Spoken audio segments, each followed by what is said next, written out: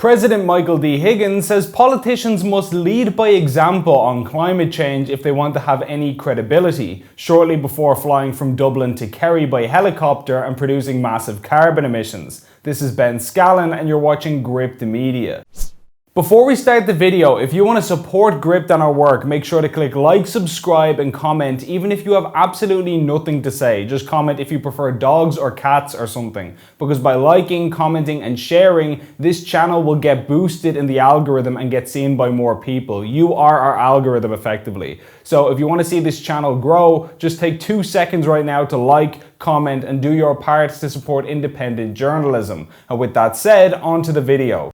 You know, word on the street is that President Michael D. Higgins might be interested in climate change. Climate change to tackle climate change. Climate crisis. Climate change. Climate change. On climate justice. On climate justice.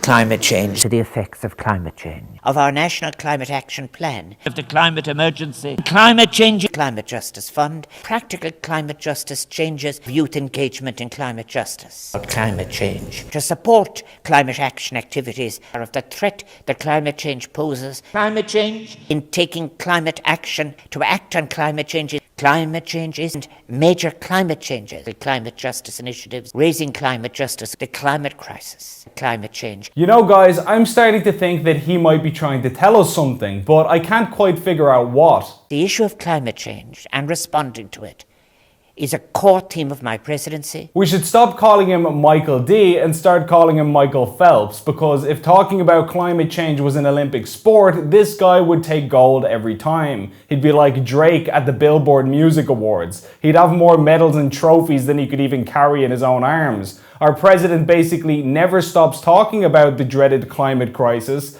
And if you think back even just a few months ago, in fact, after 22 Nigerian Catholics were shot dead in their church by Islamist militants, he even tried to link that incident with climate change, not once but twice in the same speech. And he was harshly rebuked for that by the local bishop, I might add. Which is why in May of this year, he urged the Irish state and a group of students to, quote, lead by example in the face of the climate crisis. As he said in a DCU speech, I see a role for the state that is one of leading in climate action, championing climate mitigation, resilience and adaptation. The Irish state must lead by example if it is to have any credibility, any realistic hope of bringing its citizens with it on the challenging journey to a net zero carbon future. Government departments and state agencies must become exemplars in climate mitigation, given the whole of government approach needed to curb our carbon emissions, as well as in climate adaptation, given the state's pivotal role as owners of land and infrastructure, which is likely to be impacted by climate change. Janie Mac, your man likes his run-on sentences, doesn't he? He talks like a student who's just padding and trying to reach the word count on an essay by using as many syllables as he can while saying almost nothing. Listening to him is like biting into a bread sandwich. There's basically nothing there. But putting that aside, Higgins says that politicians who don't lead by example on climate change have, quote, no credibility.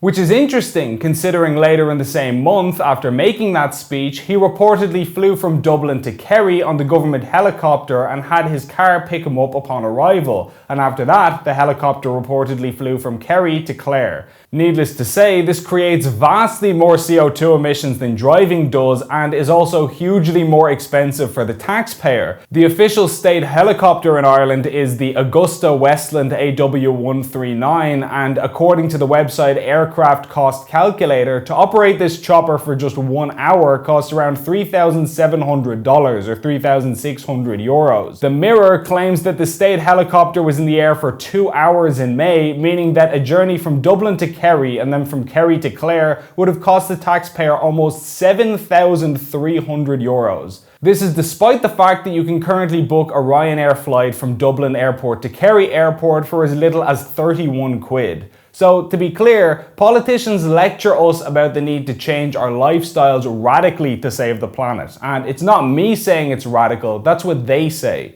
You know, we need radical reductions. We need 10% per annum, which is something for now.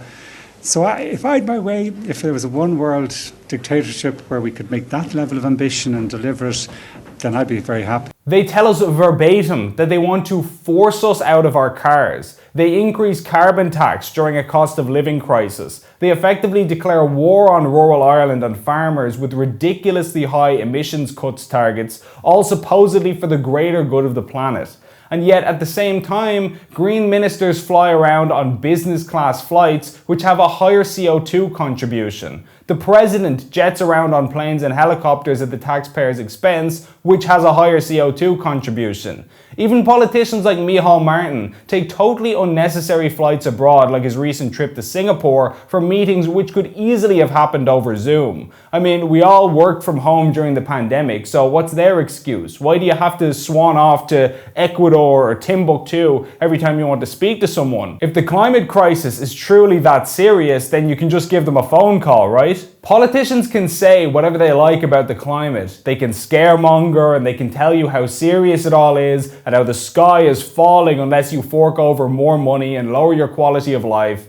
But words are only one thing and actions are quite another. And you tell me if these are the actions of people who are serious. Now, if you agree with what you've heard in this video, it's worth noting that it costs money to do this. We have offices and a studio that needs maintaining. We have full-time staff wages that need paying. And several of our staff, including myself, just recently got married. Our camera guy there behind the camera, he also got married earlier this year. And we're here just trying to inject a little bit of sanity and reality back into the Irish media landscape. But to do that, we need to be able to pay the bills and grow and expand to ensure the success of this site. So if you want to see us doing this on an even bigger scale than you've ever seen before, breaking bigger and bigger stories, please consider signing up for a €5 or €10 donation a month, whatever you can afford, to help us continue going from strength to strength. And as always, thanks for watching.